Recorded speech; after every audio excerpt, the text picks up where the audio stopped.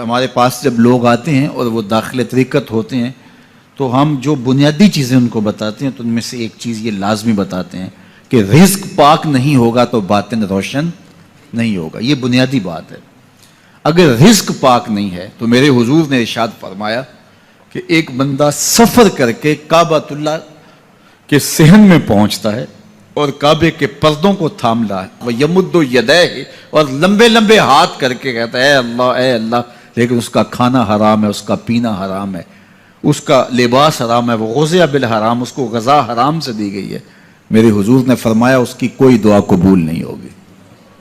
سفر کیا, جنگل پہاڑ کاٹے, سمندروں کو پاٹ کر کے آگے گیا, ہواؤں کے کلیجے چیر کے آگے بڑھا, مہینوں کی مسافتیں طے کر کے گیا اور کعبۃ اللہ کے سامنے کھڑا ہے, سین حرم میں مطاف میں کھڑا ہے, لیکن اس کا جسم حرام سے پلا ہے. اس نے جو پہنا ہے اس لباس کا تانا یا بانا حرام کا ہے, اس کو غذا حرام کی دی گئی ہے, اس نے پیا حرام کا ہے, اس نے کھایا حرام کا ہے, تو پھر اس کا یہ سارا سفر رائے گاں چلا جائے گا, اس کو کچھ نصیب نہیں ہوگا. تو سب سے پہلی شرط اس عنوان سے عقل حلال ہے. اس کے بعد پھر صدق مقال ہے کہ آپ کی زبان جھوٹ نہ بولے. جب کوئی شخص جھوٹ بولتا ہے, روحانیات تو دور کی بات ہے, اللہ کے فرشتے اس سے 1 میل دور ہٹ جاتے ہیں.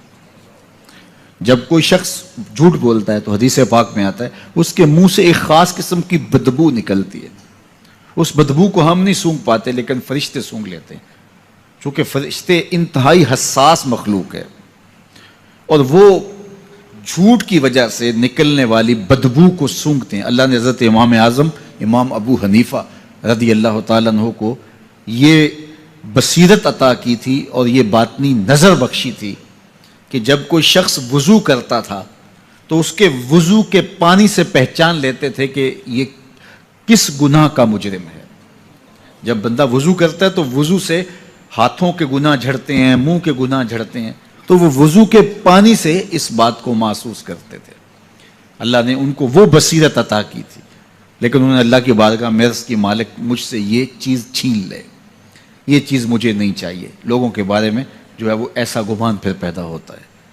تو فرشتوں کو اللہ نے وہ حساس جو ہے وہ پاکیزہ وجود دیا, اور ان کی حس ایسی ہے کہ وہ بدبو جو انسان بولتا ہے اور لفظوں سے جو اثرات نکلتے ہیں وہ محسوس کرتے ہیں.